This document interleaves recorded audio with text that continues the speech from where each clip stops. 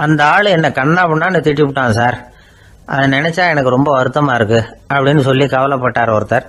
இதுல கவலைப்படுறதுக்கு என்ன இருக்குது அப்படின்னார் ஒரு பெரியவர். அவர் ஒரு மகான்.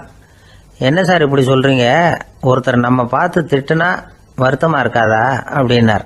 அது எப்படி வருத்தமா இருக்கும், திட்டுறதுங்கிறது என்ன, அது வெறும் சத்தம் தானே அப்படின்னார் அந்த பெரியவர். நம்ம ஆளுக்கு தலையை பிச்சுக்கலாம் போல இருந்தது. இருக்காத அப்படின்னா நமக்கு அப்படித்தானே தோணுது. அந்த பெரியவர் சொல்றது ரொம்ப பெரிய விஷயம். அதை நாம புரிஞ்சிக்க முயற்சி பண்ணலாம்னா நடைமுறை வாழ்க்கைக்கு அது ஒத்து வர்றது மாதிரி தெரிய மாட்டேங்குது. இருந்தாலும் அந்த பெரியவர் அதுக்கு என்னதான் விளக்கம் கொடுக்கறாருன்னு பார்ப்போமே. ஒரு ரயில் போயிட்டு இருக்கு, அதுல ஒரு சாது போயிட்டு இருக்கார். அந்த ரயில் அவர் ஹரித்வாரம் போயிட்டு இருக்கார். அவரு ரயில்ல ஏகப்பட்ட கூட்டம். நம்ம ஊர் ரயில் கேட்க வேணும், டிக்கெட் வாங்கிட்டு கொஞ்சம் பேர், வாங்காத கொஞ்சம் பேர்.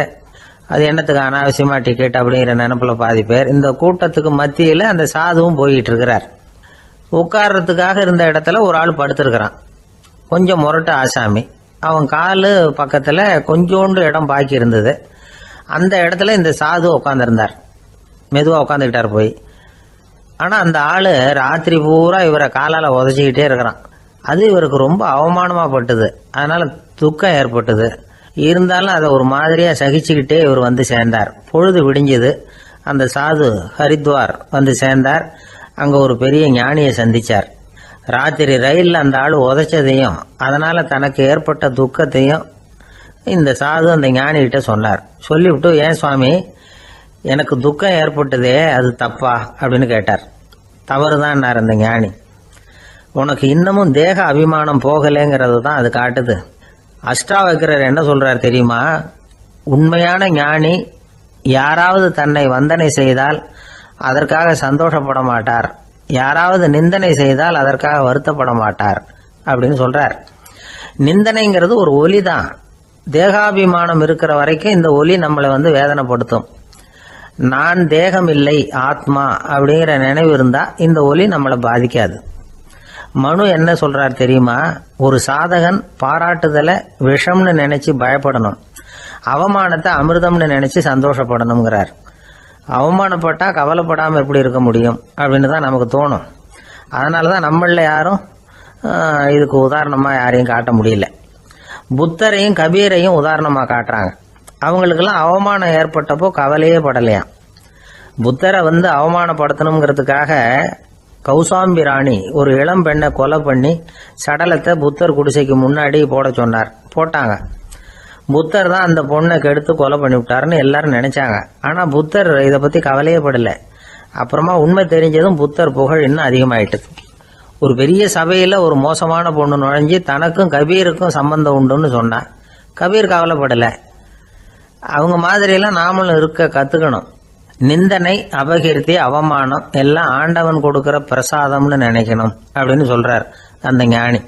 இதை கேட்ட இந்த காலத்து ஆசாமி ஒருத்தர், நான் கூட அப்படிதான் சார், யாராவது அவமானப்படுத்தினா கவலைப்பட மாட்டேன்.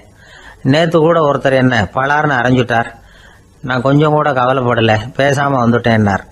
ஏன் அப்படி வந்துட்டீங்க அப்படின்னு. அவர் அரைஞ்சதுலேயும் ஒரு அர்த்தம் இருந்தது, அதனாலதான் அப்படி வந்துட்டேன்னார்.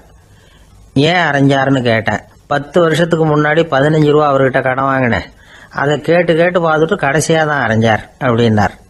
ஆண்டவனுடைய பிரசாதம் இவருக்கு அடிக்கடி கிடைக்கும் போல இருக்கு.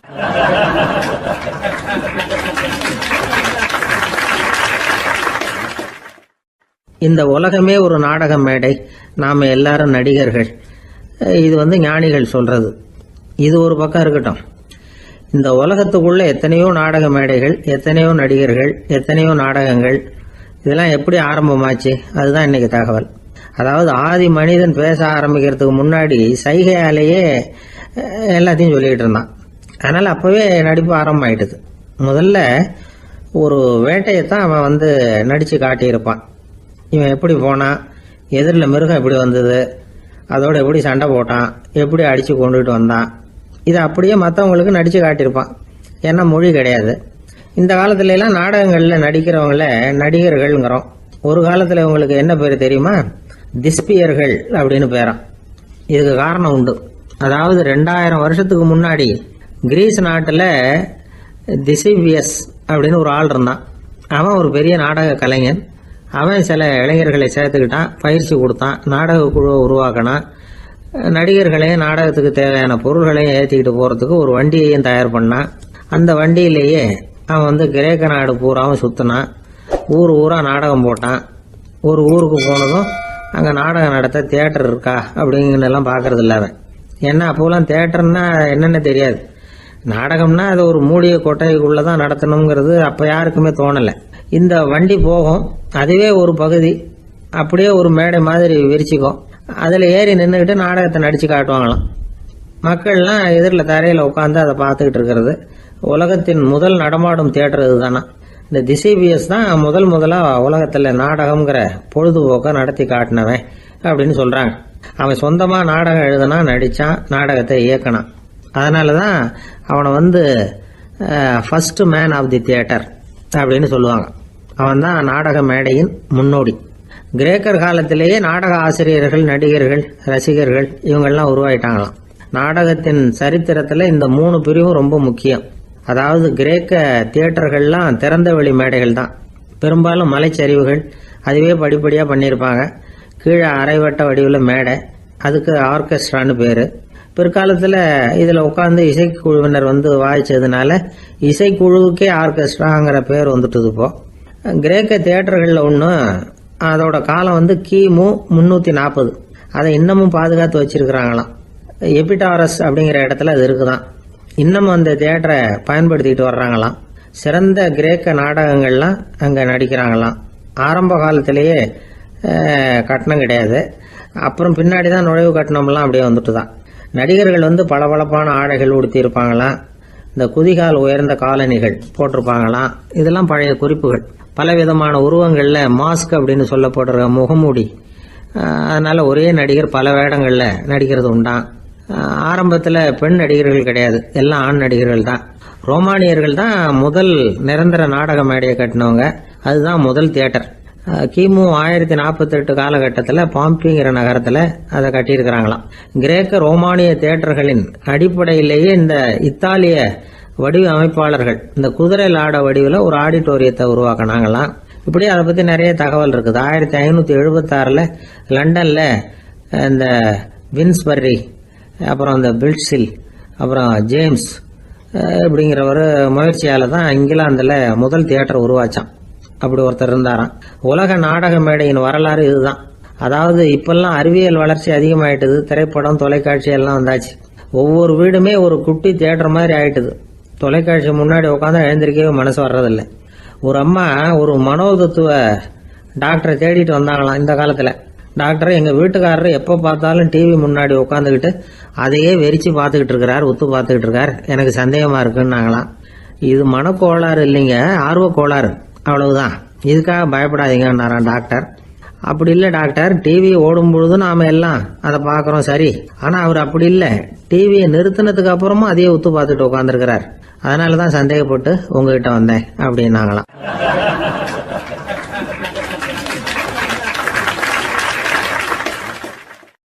ஒரு ஊரில் ஒரு ராஜா இருந்தார்.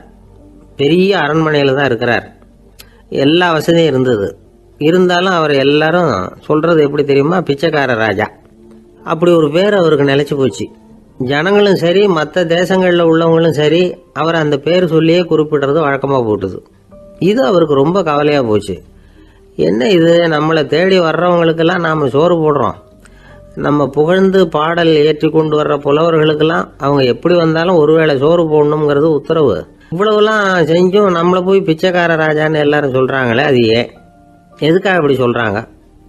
இதுதான் ராஜாவுக்கு குழப்பம். சரி, இதை பற்றி நம்ம அமைச்சர்கள்கிட்ட கேட்கலாமா அப்படின்னு யோசனை பண்ணார்.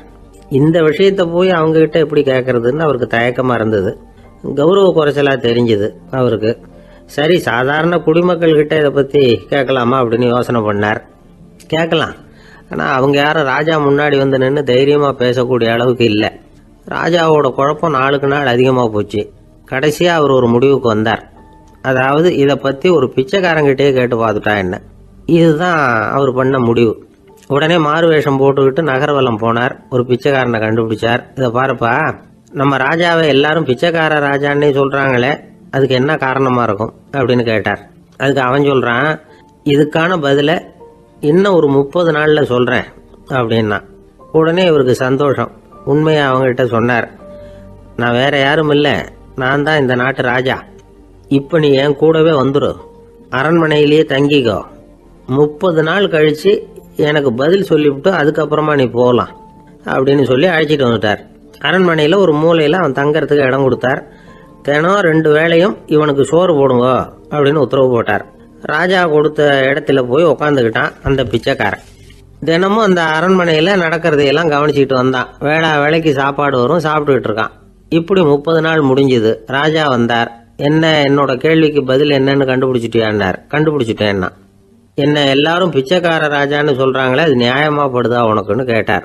நியாயமாக தான் படுது, சந்தேகம் இல்லாமல் நீங்கள் பிச்சைக்கார ராஜா தான். என்னதான் நீங்கள் வசதியோடவும் படைபலத்தோடவும் இருந்தால் கூட நீங்கள் எங்கள் வர்க்கத்தை சேர்ந்த ஆசாமி தான் அப்படின்னு அடித்து சொல்லிவிட்டான் அந்த ஆள். ஏனால் அப்படி சொல்கிறேன்னு கேட்டார் இவர். அரசே, ஒரு உண்மையை கண்டுபிடிச்சி சொல்கிறதா நான் உங்ககிட்ட சொன்னேன். நீங்கள் ராஜ பரம்பரைன்னா உடனே உங்கள் கழுத்தில் கிடக்கிற முத்து மாலையை கழட்டி பரிசாக கொடுத்துருப்பீங்க, பொண்ணையும் மணியையும் கொடுத்துருப்பீங்க. ஆனால் நீங்கள் அப்படி செய்யலை. என்னை ஒரு மூலையில் உட்கார வச்சு 2 வேளை சோறு போட சொன்னீங்க.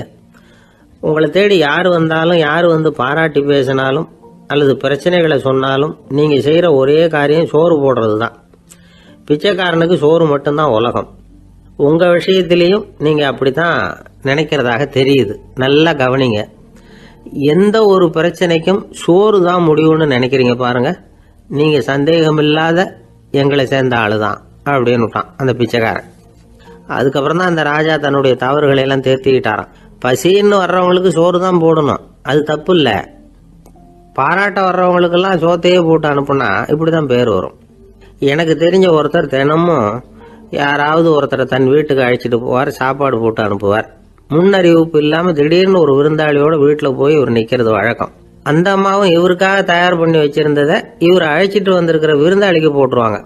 விருந்தாளி சாப்பிட்டுட்டு போனதுக்கப்புறம் இவர் மனைவி கிட்ட உனக்கு சிரமம் வேணாம் அப்படின்னு சொல்லிவிட்டு பக்கத்தில் உள்ள ஒரு ஹோட்டலுக்கு போய் காசு கொடுத்து சாப்பிட்டுட்டு வந்துடுவார். பல நாள் இப்படி நடக்கும். ஒரு நாள் அவரை தனியாக கூப்பிட்டுக்கிட்டு போய் ஏன் இப்படி பண்ணுறீங்கன்னு கேட்டோம். அதுக்கு அவர் சொல்கிறாரு, எங்கள் வீட்டு சாப்பாட்டிலேருந்து தப்பிக்கிறதுக்கு எனக்கு வேற வழி எதுவும் தெரியல சார், அதனால தான் இப்படி பண்ணிட்டு இருக்கிறேன் அப்படின்னார் ரொம்ப பரிதாபமா.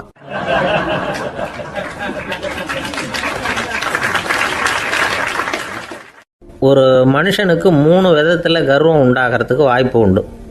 பணம், பதவி, புகழ்.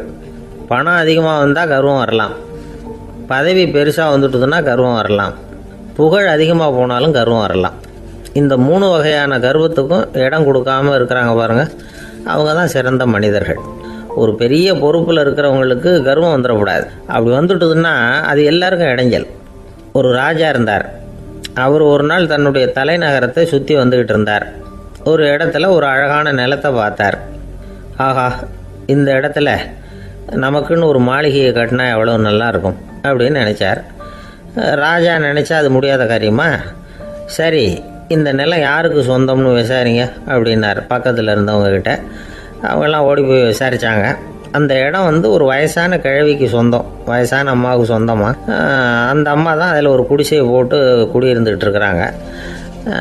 சரி, அந்த நிலத்துக்கு ஒரு விலையை நிர்ணயம் பண்ணி அதை அந்த வயசான அம்மா கிட்ட கொடுத்துருங்கோ அப்படின்னு உத்தரவு போட்டார் ராஜா.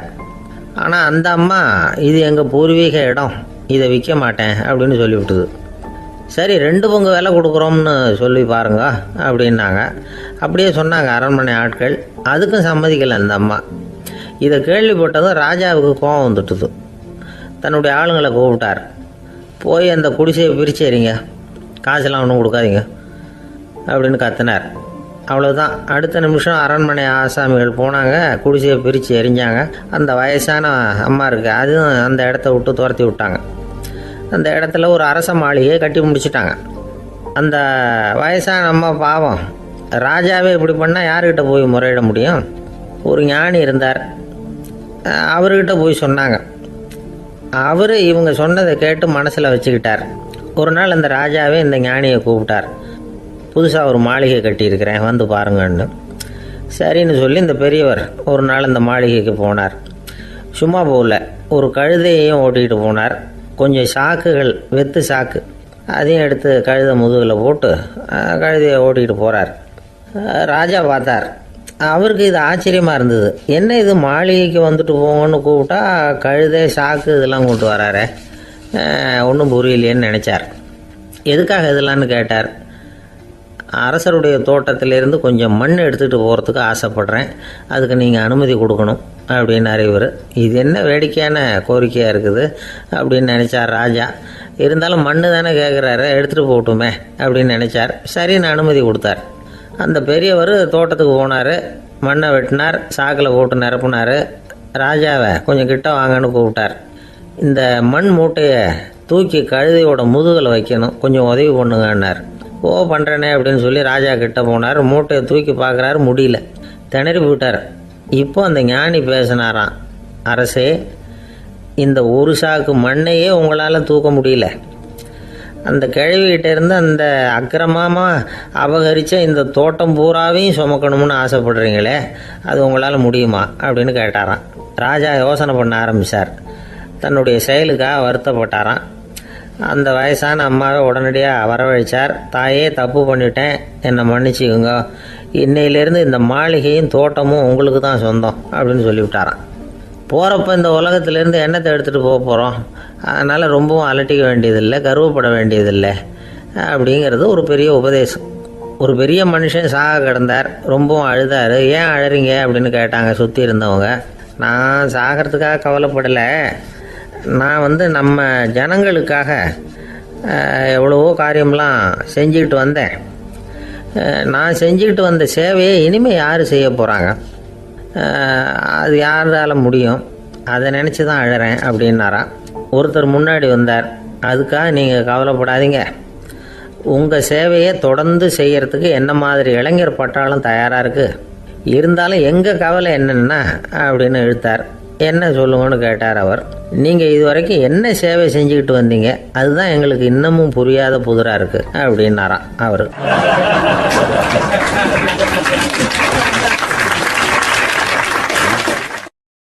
ஒரு அம்மா தெருவில் உட்காந்து என்னத்தையோ தேடிட்டு இருக்கிறாங்க.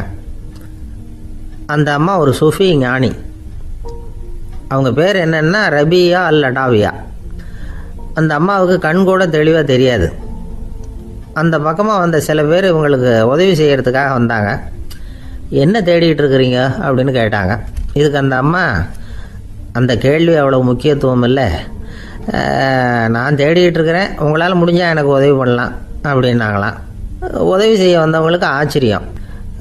எதை தேடுறோங்கிறது தெரியாமல் இப்படி ஏன் நேரத்தை செலவழிக்கிறீங்க, நாங்கள் எப்படி உங்களுக்கு உதவ முடியும், எங்களுக்கு ஒன்றும் புரியலையே அப்படின்ட்டுருக்காங்க. சரி, உங்களை திருப்தி பண்ணுறதுக்காக சொல்கிறேன், ஒரு குண்டூசி தொலைஞ்சி போச்சு, அதை தேடுறேன் அப்படின்னாங்களாம் அந்த அம்மா. அதுக்கப்புறம் இவங்களும் சேர்ந்து தேட ஆரம்பிச்சிட்டாங்க. கொஞ்ச நேரம் ஆச்சு, ஒன்றும் கிடைக்கல. உதவி செய்ய வந்தவங்களும் அழுத்து போட்டாங்க. அப்புறம் கேட்டாங்க, பாருங்கம்மா, இது ரொம்பவும் பெரிய தெரு, அகலமான தெரு, அதனால் குறிப்பாக நீங்கள் எந்த இடத்துல அந்த குண்டூசியை தொலைச்சிங்க அதை சொல்ல முடியுமான்னாங்களாம். இதுக்கு அந்த அம்மா, நீங்கள் மறுபடியும் அர்த்தமில்லாத கேள்வியை கேட்குறீங்க, உங்கள் கேள்விக்கும் நான் தேடுறதுக்கும் என்ன சம்மந்தம்னாங்களாம். இதை கேட்டதும் அவங்க ஒரு மாதிரி ஆயிட்டாங்க. என்னம்மா நீங்கள் பைத்தியம் மாதிரி பேசுகிறீங்க அப்படின்னாங்களாம். சரி, உங்களை மறுபடியும் திருப்திப்படுத்துறதுக்காக சொல்கிறேன், அதை நான் எங்கள் வீட்டில் தொலைச்சிட்டேன் அப்படின்னாங்களாம். அப்புறம் எதுக்காக இங்கே வந்து தேடிட்டு இருக்கிறீங்க அப்படின்னு கேட்டிருக்காங்க. ஏன்னா இங்கே தான் வெளிச்சம் அதிகமாக இருக்குது, அங்கே வீட்டுக்குள்ளே இருட்டாக இருக்குது, அதனால் இங்கே வந்து தேடுறேன், வெளிச்சம் உள்ள இடத்துல தானே தேட முடியும் அப்படின்னாங்களாம் அந்த ஞானி. இந்த கதைக்கு என்ன அர்த்தங்கிறத பெரியவங்க சொல்கிறாங்க. அதாவது இந்த தேடுதல்ங்கிறது ஒரு வியாதி. அது நம்ம சதா அலைய வைக்கும், பைத்தியமாக மாற்றுறதுக்கு முயற்சி பண்ணோம். ஒரு காலம் அது நிறைவு அடையவே அடையாது. வாழ்வுங்கிறது ஒரு புரிந்து கொள்ள முடியாத சதா இயங்கி கொண்டிருக்கிற ஒரு செயல். அதுக்கு ஆரம்பமும் இல்லை, முடிவும் கிடையாது. எதையோ தேடணும் அப்படிங்கிற உந்துதல் நமக்குள்ளே இருக்கும், ஆனால் குறிப்பாக எதை தேடிட்டு இருக்கிறோம் அப்படிங்கிறது புரியாது. அப்படி ஏதாவது ஒன்றை தேடி அடைஞ்சிடுறோம்னு வச்சுக்கோங்க, உடனே ஒரு அதிருப்தி வந்துடும். அதனால் வாழ்க்கைங்கிறது சலிப்பு நிறைந்தது அப்படிங்கிற எண்ணத்தை உண்டாக்கிக்கிறோம். ஒன்று அடைஞ்சதுக்கு அப்புறம் இன்னொன்று தேட ஆரம்பிச்சிருவோம். ஆக இந்த தேடல்ங்கிறது நாம் ஒன்று அடைஞ்சாலும் அடையாவிட்டாலும் தொடர்ந்து நடந்துக்கிட்டு தான் இருக்கும். இதுக்கு முடிவே கிடையாது. இந்த உண்மையை நாம் நல்லா புரிஞ்சுக்கணும் அப்படிங்கிறது பெரியவங்களுடைய கருத்து. ஏழையும் தேடுறான், பணக்காரனும் தேடுறான், நோயாளியும் தேடுறான், நோய் இல்லாதவனும் தேடுறான், அதிகாரம் உள்ளவனும் தேடுறான், அதிகாரம் இல்லாதவனும் தேடுறான், முட்டாளும் தேடுறான், அறிவாளியும் தேடுறான். ஆனால் யாரும் இதை தான் தேடி சாதிக்க போகிறோம், இதுதான் முடிவு அப்படின்னு திட்டவட்டமாக சொன்னதில்லை. ஒன்று அடைஞ்சதும் இன்னொன்று தேட ஆரம்பிச்சிடுறாங்க, அவ்வளோதான். அதாவது உங்களின் தேடுபவர் உங்கள் உள்ளே தான் இருக்கிறார், அவரை தேடி கண்டுபிடியுங்கள். இதுதான் ஞானிகள் நமக்கு சொல்லுகிற ஒரு ஆலோசனை. நம்மால் ஒருத்தன் ஜெயிலில் இருந்தான். இன்னொரு கைதி அவனை பார்த்து கேட்டான், ஏன்பா உன்னை பார்க்குறதுக்கு வெளியிலேருந்து யாருமே இங்கே வர்றது இல்லையே, உனக்கு சொந்தக்காரங்களே கிடையாதா அப்படின்னு கேட்டானா. ஏன் இல்லை, எனக்கு சொந்தக்காரங்க நிறைய பேர் உண்டு, அவங்க என்னை பார்க்க வராததுக்கு காரணம் வேற அப்படின்ட்டுருக்கான் இவன். என்ன காரணம்னு கேட்டான் அவன். அதுக்கு இவன் சொன்னானா, அதுக்கு என்ன காரணம்னா அவங்க எல்லாரும் இங்கே உள்ளேயே இருக்கிறாங்க அப்படின்னானா.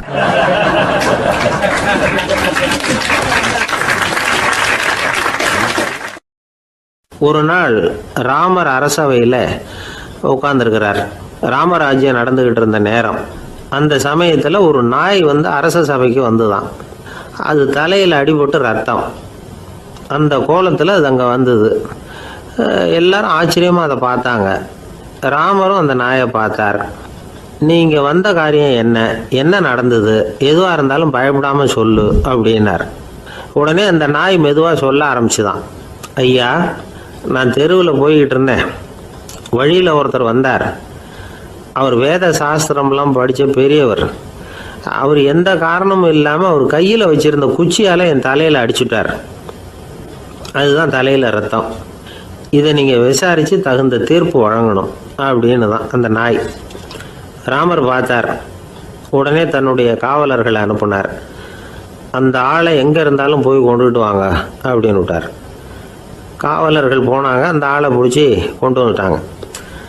அரண்மனைக்கு வா அப்படின்னு சொல்லி கூப்பிட்டுட்டு வந்துட்டாங்க. என்ன நடந்ததுன்னு விசாரித்தார் ராமர். அதுக்கு அந்த ஆள் சொன்னார், நான் வீதி வழியாக வந்துக்கிட்டு இருந்தேன். குறுக்க இந்த நாய் வந்தது. நான் அவசரமாக போய்கிட்டு இருந்தேன். இது எனக்கு வழி விடாமல் குறுக்க பூந்து இடைஞ்சல் பண்ணிச்சு. எனக்கு கோபம் வந்துட்டுது. அதனால் அடிச்சுட்டேன். வேத சாஸ்திரம் படித்த நான் என் வசம் இழந்து கோபப்பட்டது பெரிய தப்பு தான். அதை நான் ஒத்துக்கிறேன். குற்றத்தை ஒப்புக்கொள்கிறேன். எனக்கு என்ன தண்டனை கொடுக்கணுமோ அதை கொடுங்க, ஏற்றுக்கிறேன் அப்படின்னு விட்டார். சரி, இப்போ அந்த ஆளுக்கு தண்டனை கொடுக்கணும். என்ன தண்டனை கொடுக்கறது யோசனை பண்ணார் ராமர். அதையும் அந்த நாய்கிட்டே கேட்டார். நீயே சொல்லு, என்ன தண்டனை கொடுக்கலாம் இவருக்கு அப்படின்னார். இதுக்கு அந்த நாய் என்ன சொல்லிச்சு தெரியுமா? இவரை ஏதாவது ஒரு கோயிலுக்கு தர்மகர்த்தாவாக நியமனம் பண்ணி விடுங்க, அதுதான் இவருக்கு சரியான தண்டனை அப்படின்னுது. இதை கேட்டதும் ராமர் முகத்தில் புன்னகை. ஆனால் அங்கே இருந்த மற்றவங்களுக்கெல்லாம் ஆச்சரியம். அது எப்படி, தப்பு செஞ்சவங்களுக்கு தண்டனை கொடுக்கறது தானே நியாயம், அதை விட்டுவிட்டு தர்மகர்த்தா பதவியை கொடுக்க சொல்லுது இந்த நாய் அப்படிங்கிற ஆச்சரியம். இந்த சந்தேகத்தை அந்த நாய்கிட்டே கேட்டாங்க அங்கே இருந்தவங்க. இதுக்கு அந்த நாய் பதில் சொல்லிச்சான். நான் போன பிறவியில் ஒரு கோயிலுக்கு தர்மகர்த்தாவாக இருந்தேன். எவ்வளவோ கவனமாக எச்சரிக்கையாக தான் என்னுடைய கடமைகளை எல்லாம் செஞ்சுக்கிட்டு வந்தேன். அப்படி இருந்தாலும் சில சமயங்களில் என்னையும் மீறி கோயில் செல்வத்தை நான் அனுபவிக்கிறதுக்கு காரணம் ஆயிட்டேன். ஒரு கோவிலுக்கு தர்மகர்த்தாவாக இருக்கிறவங்க எப்படியும் இந்த பாவத்திலேருந்து தப்பிக்கிறது கஷ்டம். அதனால தான் நான் இந்த பிறவியில் நாயாக பிறந்து இப்படி கஷ்டப்படுறேன். இதே நிலைமை இந்த ஆளுக்கும் ஏற்படணும் அப்படிங்கிறதுக்காக தான் அவரையும் ஒரு கோயிலுக்கு தர்மகர்த்தாவை நியமிக்கும்படி கேட்டுக்கிட்டேன் அப்படின்னு தான் இந்த நாய். இதிலேருந்து என்ன தெரியுது? எந்த பதவியில் நாம் இருந்தாலும் நமக்கு தெரியாமல் கூட அதை தவறாக உபயோகப்படுத்தக்கூடாதுங்கிறத இதிலேருந்து புரிஞ்சுக்கணும். இல்லைன்னா அடுத்த பிறவியில் நாயாக பிறந்து எங்கேயாவது போய் வாழை ஆட்டிட்டு நிற்க வேண்டியது தான்.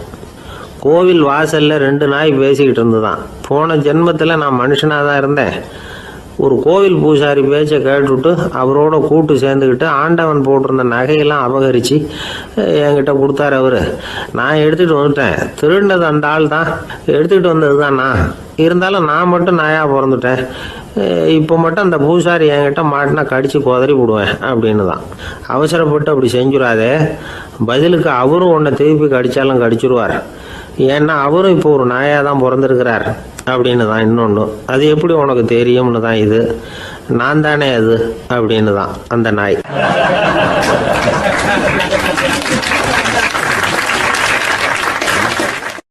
நம்மக்கிட்ட ஒருத்தன் தப்பாக நடந்துக்கிட்டானா உடனே நாம் என்ன செய்வோம்? கையை ஓங்கிட்டு அவனை அடிக்க போவோம். நாம் அவங்ககிட்ட அவனை விட ஒருபடி மேலாக தப்பாக நடந்துக்குவோம். ஆனால் பெரியவங்கள்லாம் அப்படி நடந்துக்கிறது இல்லை. இன்னா செய்தாரை ஒருத்தல் அவர் நாண நன்னயம் செய்து விடல் அப்படின்னு வள்ளுவர் சொல்லியிருக்கார் இல்லையா? அதுக்கு தகுந்த மாதிரி நடந்துக்குவாங்க. பாயசித் விஸ்தாமிங்கிறவர் ஒரு பெரிய ஞானி. அவர் ஒரு நாள் ராத்திரி ரொம்ப நேரம் மசூதியில் இருந்துட்டு வீட்டுக்கு திரும்பி வந்துகிட்டு இருக்கிறார்.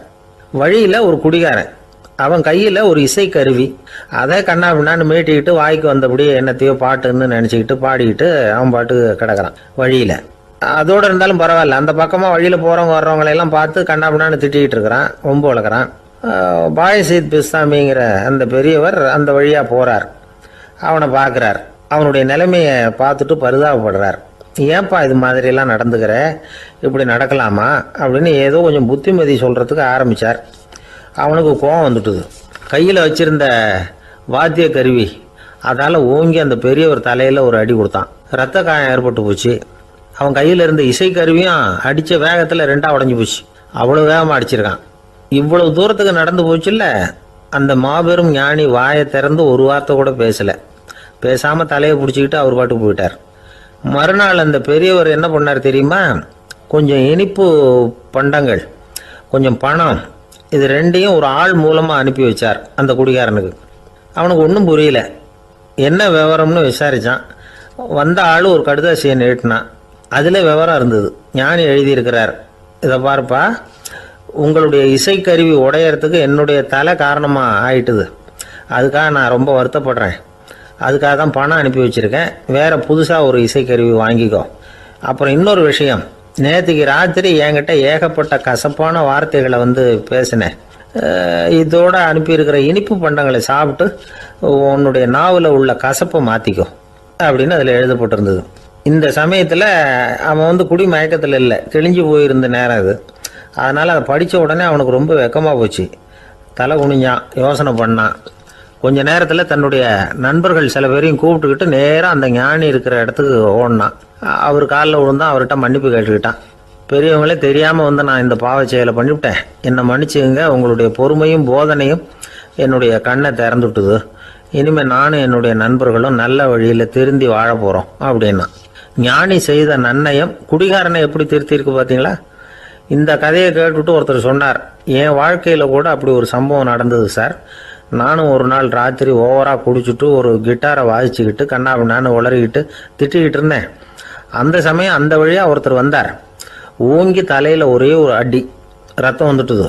அதுக்கப்புறம் என் மனசு தெரிஞ்சுட்டுது சார் அப்படின்னார். அப்படியா என்ன ஆச்சரியமா? ஆமாம் சார், அடி விழுந்தது அவர் தலையில் இல்லை, என் தலையில். வந்தவர் என்ன அப்படி அடிச்சுட்டார். மயக்கம் தெளிஞ்சதுக்கு அப்புறம்தான் எனக்கு விவரம் புரிஞ்சுது. அவர் ஒரு போலீஸ்காரர் அப்படின்னார் ரொம்ப சோகமா.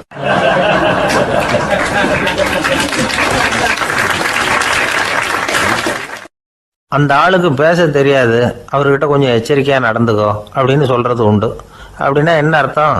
அவர் இன்னமும் குழந்தையாகவே இருக்கிறாரு, இன்னும் பேச்சு வரலன்னு அர்த்தம்? அப்படி இல்லை, அவருக்கு நாகரிகமாக பேச தெரியலன்னு அர்த்தம். பேசுறதுங்கிறது மனுஷனால் மட்டுமே முடியக்கூடிய ஒரு காரியம். அப்படி இருந்தும் அதோட பெருமையை அவன் இன்னமும் சரியாக புரிஞ்சிக்கலன்னு தான் சொல்லணும். அதனால தான் அவன் அளவுக்கு அதிகமாக வார்த்தைகளை கொட்டி விடுறான். அதுக்கப்புறம் அதையெல்லாம் திருப்பி அள்ள முடியாமல் கிடந்து கஷ்டப்படுறான். கொட்டின வார்த்தையை அள்ள முடியுமா? ஒருத்தரை இன்னைக்கு பார்த்து முட்டாள்னு திட்டி விடுறீங்க, நாளைக்கு மறுபடியும் அவர்கிட்ட போய் நேற்றுக்கு ஒன்று முட்டாள்னு சொல்லிவிட்டேன், அந்த வார்த்தையை திருப்பி கொடு, வாங்கிட்டு போயிடுறேன் அப்படின்னு நான் சொல்ல முடியும்? அவன் கோபக்காரனாக இருந்தால் நேற்றுக்கே அதை வேறு விதமாக உங்களுக்கு திருப்பி கொடுத்துருப்பான். உலகத்தில் எவ்வளவோ ஜீவராசிகள் இருக்குது, அதுக்கெல்லாம் வாய் இருக்குது. அந்த வாயெல்லாம் எதுக்கு உபயோகம்? சாப்பிட்றதுக்காக. ஆனால் நமக்கு இருக்கிற வாய் சாப்பிட்றதுக்காக மட்டும் இல்லை, பேசுறதுக்காகவும் தான். பேச முடியலன்னா வாய் இருந்தால் கூட அது வாயில்லா ஜீவன் தான். ஒரு பையனை பார்த்து அது வாய் உள்ள புள்ள பொழைச்சிக்கும் அப்படின்னா மற்ற பையன்களுக்கெல்லாம் முகத்தில் வாயே இல்லைன்னு அர்த்தம்? அப்படி இல்லை, அந்த பையன் கொஞ்சம் கெட்டிக்காரத்தனமாக பேசுவான்னு அர்த்தம். அதனால் எப்படி பேசணும் அப்படிங்கிறத நாம் முக்கியமாக தெரிஞ்சுக்கணும். இதுக்கு 8 விதமான குறிப்புகளை நம்ம பெரியவங்க சொல்லியிருக்கிறாங்க. பேச்சுக்கு 8 அங்கங்கள் உண்டு அப்படின்னு அவங்க சொல்கிறாங்க. அதெல்லாம் என்னென்ன அப்படின்னா, உண்மை, நன்மை, அன்பு, நிதானம், இனிமை, ஆழம், சமயமறிதல், சபையறிதல். இந்த 8 தன்மையும் பேச்சில் இருக்கணுமா. இதையே கொஞ்சம் விவரமாக சில பேர் போர்டில் எழுதி வச்சுருப்பாங்க. அதாவது எழுத்துலையாவது அதெல்லாம் இருக்கட்டுமே அப்படின்னு நினச்சி நீங்கள் கூட சில இடங்களில் இதை பார்த்துருக்கலாம். அதாவது உண்மையே பேசுக, நன்மையே பேசுக, அன்பாக பேசுக, நிதானமாக பேசுக, இனிமையாக பேசுக, ஆழமுடையதாக பேசுக, சமயமறிந்து பேசுக, சபையறிந்து பேசுக, இப்படி எழுதி வச்சுருப்பாங்க. இந்த 8 அம்சமும் சரியாக பொருந்தி இருந்தால் தான் அது பேச்சு. மற்றதெல்லாம் பேச்சாகிடாது. பேச்சு ஒரு சிறந்த கலை. எல்லாத்தையும் விட பேசாமல் இருந்தும் பழகணும், அது ரொம்ப முக்கியம். உண்மையே பேசணும். சத்தியத்துக்கு மதிப்பு கொடுக்குறவங்கள தான் சரித்திரம் மதிக்கும். உண்மை பேசினா மட்டும் போதாது, அந்த உண்மையில் நன்மை கலந்துருக்கணும். கொலைகாரனுக்கு பயந்துக்கிட்டு ஒருத்தன் உங்கள் வீட்டுக்குள்ளே ஒளிஞ்சிருக்கிறான். அந்த முரட்டு ஆசாமி கையில் அறிவாளோடு வந்து அவங்க வந்தானான்னு உங்ககிட்ட கேட்குறான்னு வச்சுங்க. உண்மைதான் உயர்வு தரும் அப்படின்னு நினச்சிக்கிட்டு, ஆமாம் உள்ளே தான் இருக்கிறான், அடுப்பங்கரையில் குதிருக்கு பின்னாடி உட்காந்துருக்கிறான், போய் பிடிச்சிட்டு போங்க அப்படின்னு நான் சொல்லுவீங்க. அது நன்மை இல்லாத உண்மை. அதனால் பிரயோஜனம் கிடையாது. அதே மாதிரி உங்கள் பேச்சில் அன்பு இருக்கணும், நிதானம் இருக்கணும், இனிமை இருக்கணும், சிந்தித்து பேசணும், சமயம் அறிந்து பேசுகிறதும் முக்கியம். அதை பற்றி நமக்கு வேறு யாரும் சொல்லிக் கொடுக்க வேண்டியதில்லை. எந்த நேரத்தில் யாருக்கிட்ட எப்படி பேசினா காரியம் நடக்கும் அப்படிங்கிறது நமக்கு நல்லா தெரியும். அது கைவந்த கலை. அவையறிந்து பேசுகிற திறமை பேச்சாளர்களுக்கு ரொம்ப அவசியம். அது இல்லைன்னா நிலைமை பரிதாபமாயிடும். ஒரு பேச்சாளர் ரொம்ப மும்முரமாக பேசிக்கிட்டே இருந்தாராம். ரொம்ப நேரம் நிறுத்தவே இல்லை, பேசிக்கிட்டே இருக்கிறார். சபையில் இருந்தவங்கலாம் ஒவ்வொருத்தரும் எழுந்திரிச்சு போய்கிட்டே இருக்கிறாங்க. கடைசியில் 2 பேர் தான் அக்கறையாக பேசுகிறவரை கவனிச்சிட்டு உட்காந்துருந்தாங்களாம். மேடையில் பேசிக்கிட்டு இருந்தவர் அவங்கள பார்த்து சொன்னாராம், எனக்கு கூட்டம் முக்கியம் இல்லை, எவ்வளவு பேர் என் பேச்சை கேட்குறாங்க அப்படிங்கிறது முக்கியம் இல்லை. நீங்கள் 2 பேராவது ஊக்கமாக என்னை கவனிச்சிக்கிட்டு உட்காந்துருக்குறீங்க, அது போதும். உங்களுக்காகவே நான் பேசிக்கிட்டு இருக்கிறேன் அப்படின்னார். இதை கேட்டதும் உட்காந்துருந்த 2 பேரில் ஒருத்தர் எழுந்திருச்சு, அப்படி இல்லைங்க, நாங்கள் 2 பேரும் நீங்கள் பேசி முடித்த உடனே தொடர்ந்து பேச வேண்டிய ஆளுங்க, அதுக்காக தான் காத்துக்கிட்டு இருக்கிறோம், சீக்கிரம் முடிங்க அப்படின்னாங்களாம்.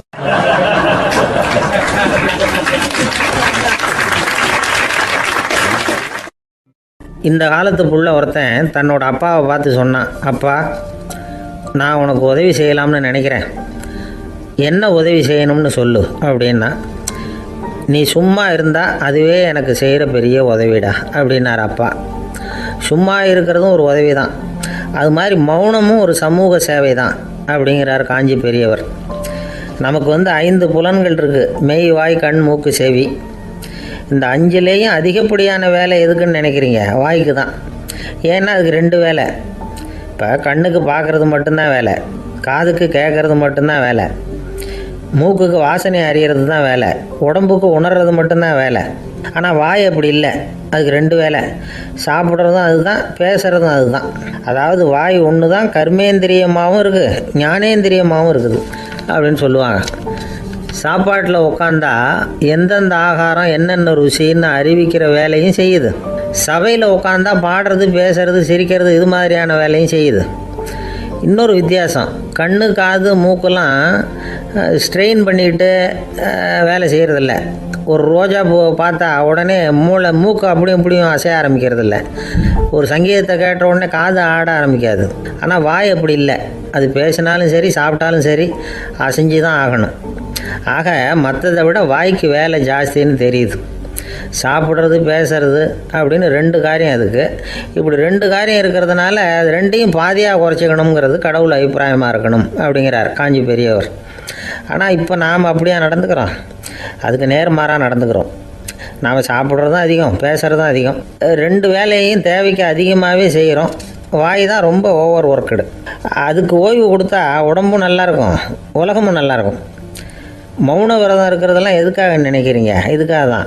இந்த காலத்தில் மௌனமாக இருக்கிறவங்கெல்லாம் மகத்தான தொண்டு செய்கிறாங்க அப்படின்னு தான் சொல்லணும். சத்தம் அதிகமாக போய் தான் சவுண்டு பொல்யூஷன் வருது. அது மட்டும் இல்லை, மௌனமாக இருந்தால் சண்டை சச்சரவே வராது. மௌனம் கலக நாஸ்தி. ஆக இதுவும் ஒரு சமூக சேவை தான். நமக்கு தான் வாய் இருக்குதுங்கிறதுக்காக வசமாக சாப்பிட்றதும் தப்பு, வளவளன்னு பேசுகிறதும் தப்பு. ஒரு கருத்தை சொல்கிறதுக்கு ஒரே ஒரு சொல்லு போதும் அப்படின்னு இருக்கும்பொழுது 2 சொற்களை செலவு பண்ணாதே. எவ்வளவு சொன்னாலும் அதனால் ஒரு பயனும் விளையாது அப்படின்னு தெரிய வருமேயானால் அந்த ஒரு சொல்லையும் விரயம் பண்ணாதே அப்படிங்கிறார் ஒரு அறிஞர். எல்லா குணங்கள்லேயும் மௌனம்தான் சிறந்தது அப்படிங்கிறார் ஒருத்தர். மௌனமாக இருக்கிறது மூலமாக மற்றவர்கள் குறைகளை நம்மளால் தெரிஞ்சிக்க முடியும். அதே சமயத்தில் நம்மக்கிட்ட இருக்கிற குறைகளை மற்றவங்களுக்கு தெரியாமல் மறைச்சிக்கவும் முடியுங்கிறார் அவர். உண்மைதானே? ஒரு பெரிய மேடை பேச்சாளர், பொது வாழ்க்கையில் 25 வருஷ காலமாக ஈடுபட்டிருக்கிறவர். அவர் மனைவி ஒரு நாள் சொன்னாங்க, எங்கள் வீட்டுக்காரர் 25 வருஷ காலமாக பொது வாழ்வில் ஈடுபட்டிருந்தா கூட இந்த மாதம் 10ஆம் தேதியிலேருந்து தான் மக்களுக்கு சேவை செய்ய ஆரம்பிச்சிருக்கார் அப்படின்னு நாங்கள் ரொம்ப பெருமையாக. 10ஆம் தேதிக்கு அப்படி என்ன விசேஷம் அப்படின்னு கேட்டோம். அன்னையிலேருந்து தான் அவர் மேடையில் பேசுகிறத நிறுத்தினார் அப்படின்னாங்க அந்த அம்மா.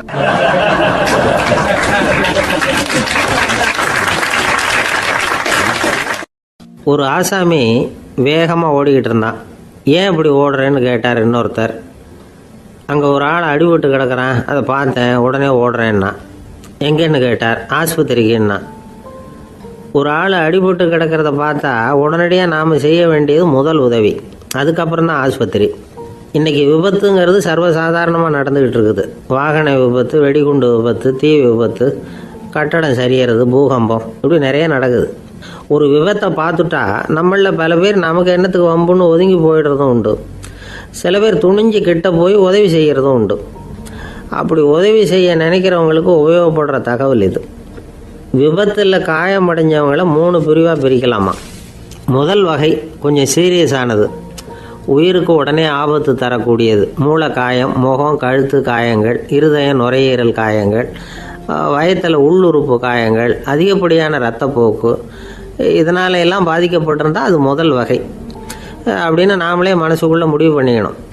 இவங்களுக்கெல்லாம் உடனடியாக முதல் உதவி கொடுக்கணும். தாமதப்படுத்தாமல் ஆஸ்பத்திரிக்கு கொண்டுகிட்டு போயிடணும். இப்படி கொஞ்சம் எச்சரிக்கையாக நடந்துக்கிட்டால் அவங்களில் பல பேரை காப்பாற்றி போடலாம். 2வது வகை எப்படின்னா, முதல் உதவி விரைவாக கிடைச்சா உயிர் பிழைக்கக்கூடிய மார்பு காயங்கள், கைகால் எலும்பு முறிவு, இடுப்பு முதுகெலும்பு காயம், சீரான இரத்த சேதம், இப்படிப்பட்டவங்களை 2வது வகையாக பிரிக்கணும். ஆபத்து இல்லாத சிராய்ப்புகள், சிறு காயங்கள், இரத்த உறைவுகள், இதனால் பாதிக்கப்படுறவங்க 3வது வகை. ஒருத்தர் தலையில் அடிபட்டு நினைவு விழுந்துட்டார்னு வச்சுங்க, அவருக்கு வாந்தி வர்றதுனால புறையேறி மூச்சு அடைப்பு உண்டாகும். இப்படி ஆகாமல் இருக்கிறதுக்காக தலையை ஒரு பக்கமாக சாய்ச்சி வைக்கலாம். நாடி துடிப்பையும் இதய துடிப்பையும் தொட்டு பார்க்கணும்.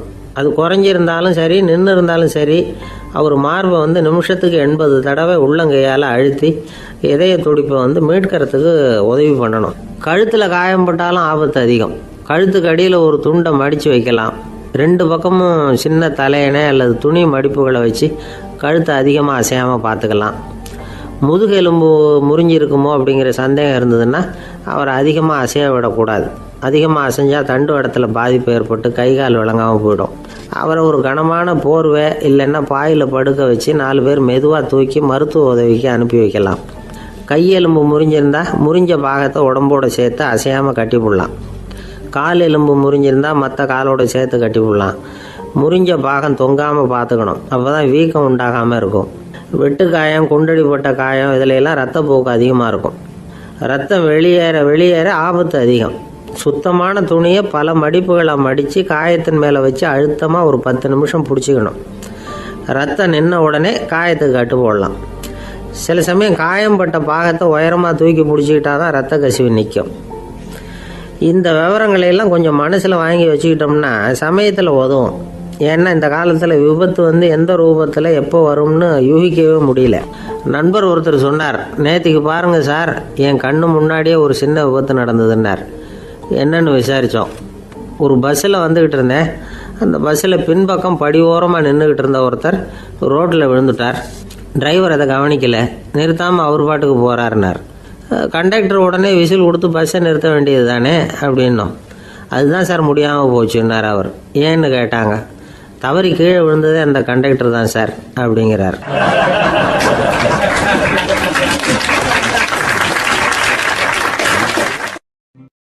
ஒரு நண்பர் அவசரமாக என்கிட்ட ஓடி வந்தார். அப்புறம் சொன்னார், என்னால் நம்பவே முடியல சார், என் பையனா இப்படி அப்படின்னு சொல்லி ஆச்சரியப்பட்டார். உங்கள் பையன் அப்படி என்ன தான் செஞ்சுட்டான் அப்படின்னு கேட்டேன். என்னால் முடியாத ஒரு காரியத்தை அவன் செஞ்சுட்டான் சார் அப்படின்னார். அது என்னன்னு தான் சொல்லுங்களேன். என்ன 5வது வகுப்பில் அவன் ஒரே தடவையில் தேறிட்டான் சார். அதாவது ஒரே அட்டம்ப்டில் பாஸ் ஆகிருக்கான் அப்படின்னார் மூச்சு வாங்க. கஷ்டப்பட்டு பரீட்சை எழுதுனது அவன், இவருக்கு ஏன் மூச்சு வாங்குது? நம்மால் செய்ய முடியாத ஒரு காரியத்தை இன்னொருத்தர் செய்யும் பொழுது அது நமக்கு ஆச்சரியமாக இருக்குது. சர்க்கஸ் பார்க்குறோம், ஒருத்தர் அந்த இடத்துல தொங்குறார், அது நமக்கு ஆச்சரியம். ஏன்னா அது நம்மால் முடியாத காரியம். நம்மால் முடியாத ஒன்றை அடுத்தவர் எளிதாக செய்யும் பொழுது நாம் மருள்வது இயற்கை. இதை தான் தொல்காப்பியம் மருட்கை அப்படின்னு சொல்லுது. இந்த வியப்பு இருக்குதே, இது 4 வகையில் ஏற்படுறதாக தொல்காப்பியம் சொல்லுது. அது என்ன 4 வகை? முதல் வகை எப்படின்னா புதுமையான அரிய செயல்களை செய்கிறது. 2வது வகை என்னென்னா பெரும் செயல்களை செய்கிறது. 3வது வகை என்னென்னா மிக நுட்பமான செயல்களை செய்கிறது. 4வது வகை என்னென்னா ஆக்கம் தரும் செயல்களை செய்கிறது. புதுமை, பெருமை, சிறுமை, ஆக்கமோடு மதினம் சாலா மருட்கை 4 அப்படிங்கிறது தொல்காப்பியம். இன்றைக்கி விஞ்ஞானம் புதுசு புதுசாக எதையோ கண்டுபிடிக்குது. ஆரம்பத்தில் அது ஆச்சரியமாக இருக்குது, அப்புறம் அது நமக்கு பழகி போடுது. வானொலி பெட்டி புதுசாக வந்தப்போ ஒரு பெட்டி பேசுதுங்கிறது எவ்வளோ பெரிய ஆச்சரியம். இப்போ யாரும் அதை ஆச்சரியமாக பார்க்குறதில்ல. மதினம் சாலா மருட்கை அப்படின்னு ஒரு சொற்றொடர் வருது பாருங்கள். அதில் கருத்தாழம் உண்டு. எதை பற்றியும் போதுமான அளவு புரிந்து கொள்ளாத போது ஒருத்தர் ஆச்சரியப்படுறார். புரிந்து கொண்ட பிறகு ஆச்சரியம் மறைஞ்சு போடுது. மிக நுட்பமான செயல்களும் நம்ம ஆச்சரியப்பட வைக்கும். ஒரு அரிசியில் ஒரு திருக்குறள் எழுதி காட்டுறாங்க, ஒரு முட்டை ஓட்டுக்குள்ளே ஓவியம் தீட்டி காட்டுறாங்க. கருங்கல் சிற்பங்களில் எவ்வளவு நுட்பமான வேலைப்பாடுகளை எல்லாம் பார்த்து ஆச்சரியப்படுறோம். இது மாதிரி ஆக்கப்பூர்வமான அரிய செயல்களை செய்கிறது கூட வியப்பை உண்டு பண்ணும். குப்பை கூலங்களை கூட வாழ்க்கைக்கு பயன்படுகிற பொருளாக மாற்றுகிறவர்கள் இருக்காங்க. அவர்களுடைய செயல் வியப்பு அளிக்குது. இடைக்காட்டு சித்தர் பாடின 30 நூலில் வர்ற ஒரு பாடல், ஆற்றல் பிறர் அறிதலின் அகம் கிளர்வு உறுதலின் கற்று அறி பாணர் கழுமிய கோடலின் தோற்றம் உருகவே போற்றல் சால் வியப்பே. ஒருத்தருடைய ஆற்றல் தெரியாமல் இருந்தது, அவருடைய அரிய செயலை பார்க்கும் பொழுது வியப்பாக இருந்தது, மனசுக்குள்ள கிளர்ச்சி. பாவலர்கள் இவர்களுடைய புகழை பாடி மற்றவர்களும் தெரிந்து கொள்ளுமாறு செய்கிறார்கள் அப்படிங்கிறது தான் ஒரு யதார்த்தமான உண்மை. ஆக எல்லா வகையிலும் மக்கள் தங்களுடைய வாழ்க்கையில் முன்னேறுவதற்கான வழிகாட்டுகிற ஒரு மெய்ப்பாடு தான் வியப்புங்கிறது. இந்த காலத்தில் நம்ம எப்படியெல்லாம் ஆச்சரியப்பட வைக்கிறாங்க. ஒரு ஆளை பிடிச்சி ஜெயிலில் கொண்டு வந்தாங்க. ஜெயில் அதிகாரி அவனை ரொம்ப ஆச்சரியமாக பார்த்தாராம். இவன் கேட்டான், ஏன் சார் அப்படி பார்க்குறீங்க, நான் இப்போ இங்கே வர்றது உங்களுக்கு ஆச்சரியமாக இருக்குதா அப்படின்னு கேட்டிருக்கான். இதுக்கு ஜெயில் அதிகாரி சொல்லியிருக்கார், நீ இப்போ இங்கே வந்ததில் எனக்கு ஒன்றும் ஆச்சரியம் இல்லைப்பா, ஏற்கனவே நீ இங்கேருந்து விடுதலையாகி போய் 6 மாதம் ஆச்சு, இவ்வளவு லேட்டாக வர்றியே அதுதான் எனக்கு ஆச்சரியமாக இருக்குது அப்படின்னாராம்.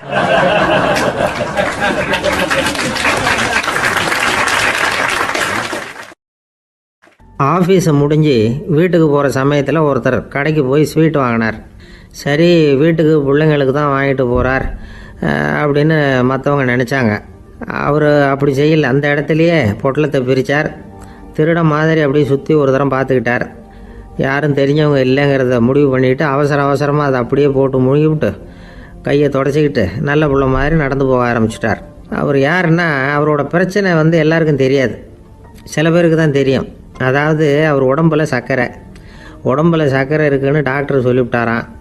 அதனால் வீட்டில் சர்க்கரையே இவர் கண்ணில் காட்டுறதில்ல. அதனால் இவர் யார் கண்ணிலையும் படாமல் இப்படிப்பட்ட வேலைகள்லாம் செய்கிறது வழக்கம். யாருக்கும் தெரியாமல் இப்படி ஸ்வீட்டை வாங்கி சாப்பிட்டுட்டு அவர் பாட்டுக்கு போயிடுறது. இப்படிப்பட்டவங்களுக்கெல்லாம் கொஞ்சம் ஆறுதலான தகவல் இன்றைக்கி. அது என்னென்னா, நாம் சாப்பிட்ற சர்க்கரைக்கும் நம்ம உடம்பில் உள்ள சில கோளாறுகளுக்கும் அப்படி என்ன தான் சம்மந்தம் இருக்குது. இதை பற்றி சமீபத்தில் சில ஆராய்ச்சிகள்லாம் நடந்திருக்குது. ஏன்னா சர்க்கரைன்னாவே விஷம் மாதிரி அதை பார்க்குறவங்களும் சில பேர் உண்டு. சின்ன பிள்ளைங்களுக்கு வயத்தில் பூச்சி உண்டாகிறதுலேருந்து பெரியவங்களுக்கு நீரிழிவு வர்ற வரைக்கும் எல்லாத்துக்கும் சர்க்கரை தான் காரணம்னு சொல்லிகிட்டு இருக்கிறோம். ஆனால் அந்த அளவுக்கு பயப்பட வேண்டிய அவசியம் இல்லை அப்படின்னு சொல்கிறாங்க. சர்க்கரை வியாதி, இருதய நோய், பித்த நீர்ப்பை நோய், இதெல்லாம் சில நோய்கள்லாம் நாம் சாப்பிட்ற சர்க்கரைக்கும் தொடர்பு இருக்குன்னு நினைக்கிறோம். ஆனால் அப்படி சம்பந்தம் உண்டுங்கிறதுக்கு போதுமான அளவுக்கு ஆதாரம் இல்லை அப்படிங்கிறாங்க ஆராய்ச்சியாளர்கள். ஒரே ஒரு சம்பந்தம் தான் உறுதியாக இருக்குதான். அதுவும் இந்த பல் சிதைவு அப்படின்னு இருக்கு இல்லையா, அந்த சர்க்கரை சாப்பிட்றதுக்கும் இந்த பல் சிதைவுக்கும் சம்மந்தம் இருக்குது அப்படிங்கிறத மட்டும் உறுதியாக சொல்கிறாங்க. சர்க்கரைன்னா நாம் சாப்பிட்ற ஜீனி மட்டும் இல்லை, பழம், காய்கறி, பால், தேன் இப்படி எல்லாத்துலேயும் அது இருக்குது. கேரட்டு கொடுக்குற சத்தில் 88% சர்க்கரை, ஆப்பிள் கொடுக்குற சக்தியில் 95% சர்க்கரை. இது ஜீனி சர்க்கரை, இது ஆப்பிள் சர்க்கரை அப்படிங்கிற வித்தியாசம்லாம் உடம்புக்கு கிடையாது. ரெண்டுமே உடனடியாக சக்தி கொடுக்குது. ஒரு ஸ்பூன் சர்க்கரையில் 16 கலோரி தான் சத்து இருக்குது. அதிகமாக சர்க்கரை சாப்பிட்டா நீரிழிவு வந்துருங்கிறது தப்பான ஒரு அபிப்பிராயம். டயபெட்டிஸுங்கிறது ஒரு மெட்டபாலிக் டிசார்டர், அவ்வளவுதான். அதாவது நாம் சாப்பிட்ற சர்க்கரையை நம்ம உடம்பு திறமையாக உபயோகப்படுத்திக்க முடியல அப்படின்னு அர்த்தம். அதனால தான் அதிகமாக இனிப்பு வேணாம்னு சொல்கிறோம். ஏற்கனவே உடம்பால் முடியாத ஒன்றை மறுபடியும் அது தலையில் சுமத்தி அதிகமாக வேலை வாங்க வேணாமே அப்படிங்கிறதுக்காக தான். ஆகாரத்தில் அதிகமாக சர்க்கரை இருந்தால் அதனால் உடனே சர்க்கரை வியாதி வந்துடும்ங்கிறதுக்கு விஞ்ஞான ரீதியாக போதுமான ஆதாரம் இல்லை. அதனால் எப்போவாவது அதிகமாக ஸ்வீட்டு சாப்பிட்டுட்டா ஐயோ அதிகமாக சாப்பிட்டோமோ என்ன பண்ண போகுது தெரியலையே அப்படின்னு நினச்சி மனசை போட்டு குழப்பிக்க வேண்டியதில்லை. பொதுவாக எதுவுமே அதிகமாக வேண்டாம், எல்லாம் சீராக இருந்தால் போதும். நீரிழிவுங்கிறது புதுசாக வந்துட்ட ஒரு நோய் இல்லை, ரொம்ப காலமாகவே இருக்கிற ஒன்று தான். நம்ம முன்னோர்கள் இதை மதுமேகம் அப்படின்னு சொல்லுவாங்க. அதை கட்டுப்படுத்துறதுக்கு அவங்களே சில வழிமுறையை சொல்லி வச்சுருக்கிறாங்க. அது என்னென்னா வேறு ஒன்றும் இல்லை, இந்த பாவக்காய், முள்ளங்கி, அருகம்புல், அவ்வளவுதான். வெள்ளை முள்ளங்கி இருக்குல்ல, அதை வாரத்துக்கு 3 நாள் சாப்பிட்டுக்கிட்டு வாங்க. நூலுக்கோல் ரொம்ப நல்லது. இல்லைன்னா முள்ளங்கி சாறு 1 ounce சாப்பிட்டுட்டு வரலாம்.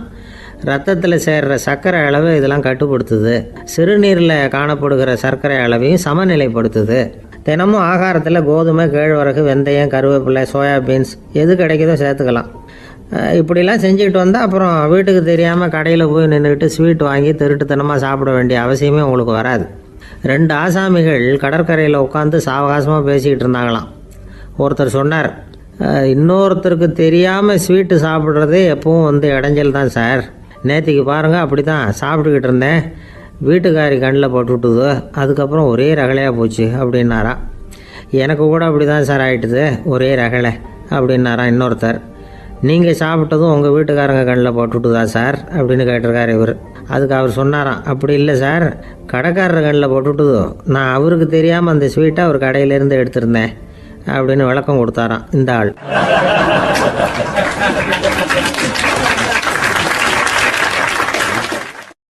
அம்மாக்காரங்களுக்கு அடிக்கடி ஏற்படுற கவலை ஒன்று உண்டு. அதாவது குழந்தை சரியாக சாப்பிட மாட்டேங்குதே அப்படிங்கிற கவலை. இவங்கெல்லாம் ஒரு விஷயத்த நல்லா புரிஞ்சுக்கணும். குழந்தைகள்ங்கிறவங்க பெரியவங்க மாதிரி இல்லை. அவங்க கடிகாரத்தில் மணியை பார்த்துட்டு சாப்பிட்றதுக்கு உட்கார்ற ரகம் கிடையாது. பசிச்சா சாப்பிடுவாங்க, இல்லைன்னா விளையாடுவாங்க அல்லது தூங்குவாங்க. அது புரியாமல் அவங்கள கட்டாயப்படுத்தி அல்லது மிரட்டி சாப்பிட வைக்கிறது ரொம்ப தப்பு.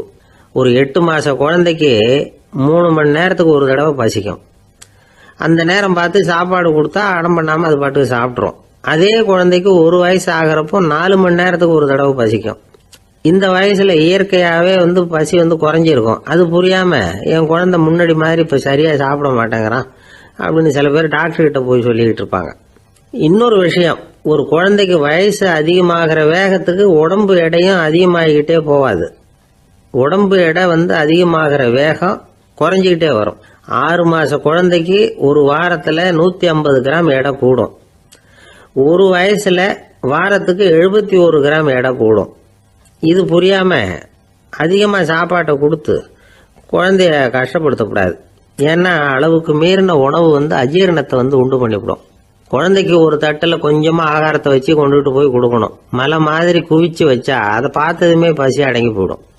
அடித்து மிரட்டி பயமுறுத்தி குழந்தைய சாப்பிட வைக்கிற பழக்கம் இருக்குது பாருங்க, அதுக்கு ஃபுட் ஃபோர்ஸிங் அப்படின்னு பேர். இப்படி பண்ணினா குழந்தைக்கு சாப்பாட்டில் விருப்பம் குறைஞ்சிரும், அதை கண்டாவே வெறுக்க ஆரம்பிச்சிடும்.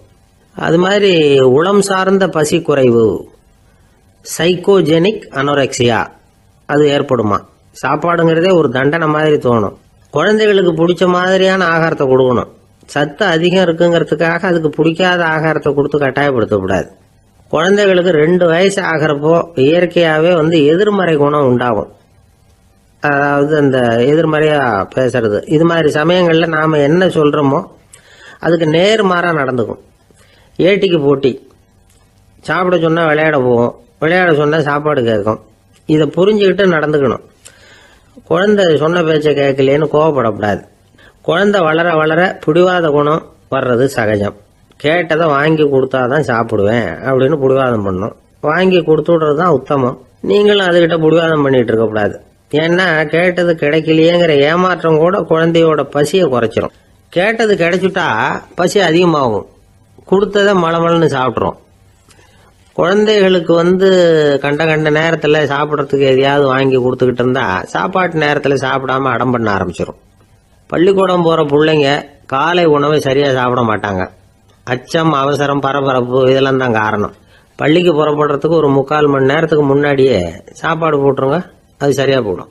படிக்கிற குழந்தைகள் உடல் சோர்வு, மனச்சோர்வு இது காரணமாக கூட சாப்பிட மறுக்கிறது உண்டு. இப்போ உதாரணமாக சாயந்தரம் விளையாடி விட்டு வீட்டுக்கு வந்ததும் சாப்பிட சொன்னால் வேணாம்பாங்க. இது உடல் சோர்வு. ரொம்ப நேரம் வீட்டு பாடங்களை செஞ்சு முடித்த கையோடு சாப்பிட சொன்னாலும் அவங்களால சரியாக சாப்பிட முடியாது. இது உளச்சோர்வு, அதாவது மனச்சோர்வு. இதை தவிர குழந்தைகளுக்கு உடல் நலக்குறைவு ஏற்பட்டால் கூட சாப்பிட மறுக்கிறது உண்டு. சில மருந்து மாத்திரைகள் கூட பசியை குறைச்சிரும். அதனால் சரியாக தெரிஞ்சுக்கிட்டு குழந்தைகளை சாப்பிட வைக்கணும். அது புரியாமல் கையில் சாப்பாட்டு தட்டை வச்சுக்கிட்டு குழந்தைகளை விரட்டிக்கிட்டு அலையக்கூடாது. ஒரு சின்ன பையன் சொன்னான், எங்கள் அம்மா சாப்பாடு போடுறது தெரிஞ்சா நான் உடனே வீட்டை விட்டு வெளியில் ஓடி போடுவேன் அப்படின்னா. ஏன் அப்படி பண்ணுறேன்னு கேட்டோம். எங்கள் அப்பா கூட அது மாதிரி தான் சார் பண்ணுவார் அப்படிங்கிறான்.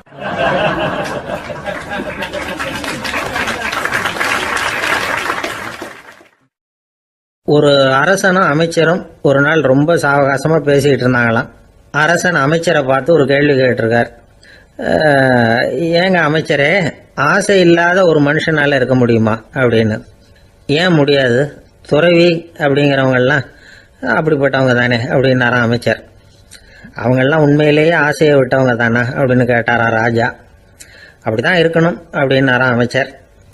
அப்படின்னா ஆசையே இல்லாத ஒரு உண்மையான துறவியை நான் பார்க்கணுமேன்னார்.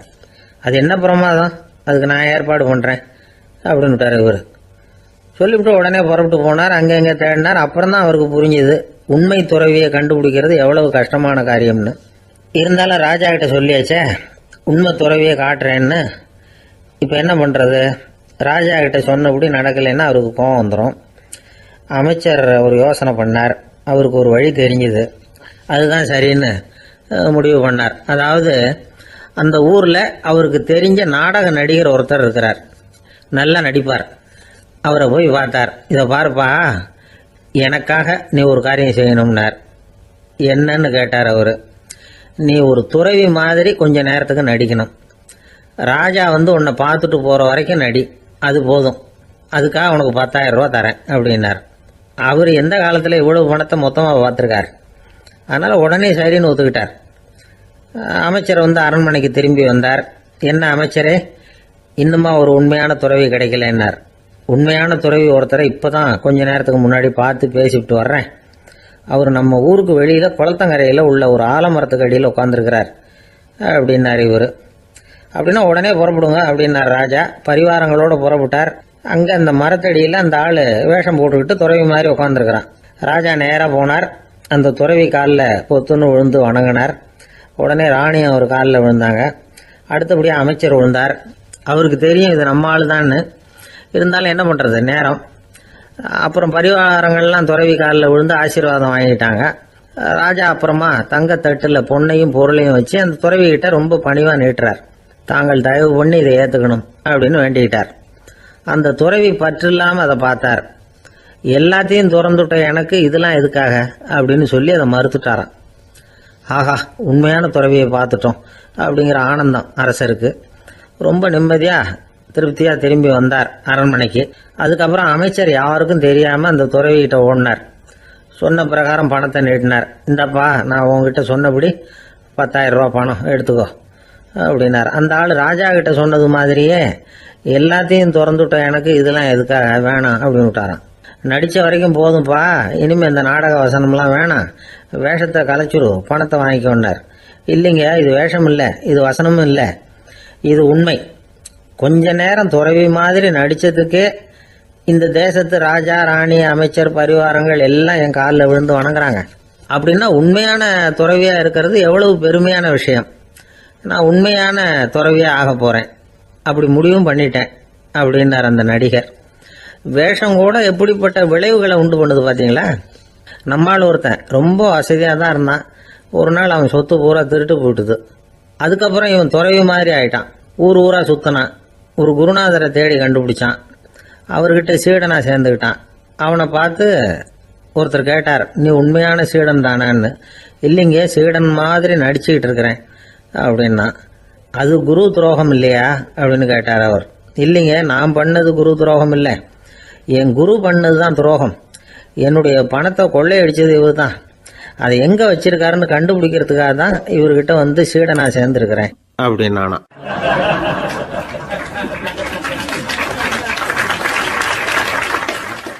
ஒருத்தர் ரொம்ப அவசரமா வந்தார். சார், மனுஷன் நிம்மதியா இருக்கிறதுக்கு என்ன வழின்னு கேட்டார். சீக்கிரமா ஒரு கல்யாணத்தை பண்ணீங்க, எல்லாம் சரியா போடும் அப்படின்னோம். அவர் ஒரு மாதிரியா பார்த்தார். ஏற்கனவே எனக்கு கல்யாணம் ஆயிட்டுது சார், அதனால தானே நிம்மதியா இருக்கிறதுக்கு வழி கேட்கறேன் அப்படின்னார்.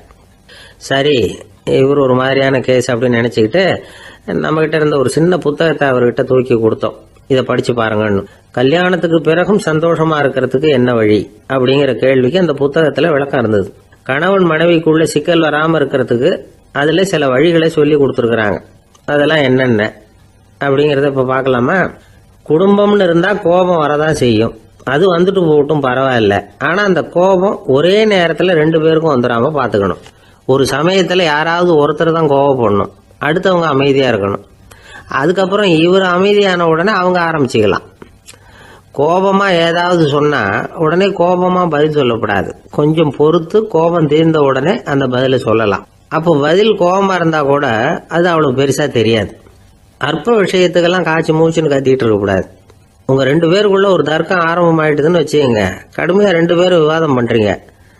உங்கள ஒருத்தர் இதுல ஜெயிக்கணும்னா அது நீங்களா இருக்க வேணாம், அடுத்தவங்க ஜெயிக்கிறதுக்கு நீங்க துணையா இருங்களேன். அப்படின்னா நீங்க கொஞ்சம் விட்டு கொடுக்கணும், அவ்வளவுதான். ஏதாவது குத்தம் சொல்லணுமா, செஞ்ச தப்ப சுட்டி காட்டணுமா, விமர்சனம் பண்ணணுமா, பண்ணுங்க, வேணான்னு சொல்லல. ஆனா சொன்னதை அப்படி சொல்றத கொஞ்சம் அன்பா இதமா சொல்லுங்க. எப்போ நடந்த தவறுகளை எல்லாம் இப்போ போய் மறுபடியும் ஞாபகப்படுத்திட்டு இருக்க வேண்டாம். நான் அப்பவே சொன்னேன் இந்த புடவை வேணாம்னு, நீங்க தான் கேட்கல, இப்ப பாருங்க கிழிஞ்சு போச்சு இப்படின்னு கத்துனாங்க ஒரு அம்மா. எப்போ சொன்னீங்கன்னு கேட்டா ஒரு 10 வருஷத்துக்கு முன்னாடி தீபாவளி சமயத்துல அப்படிங்கிறாங்க. அது என்ன இன்னும் அப்படியே புதுசாகவா இருக்கும்?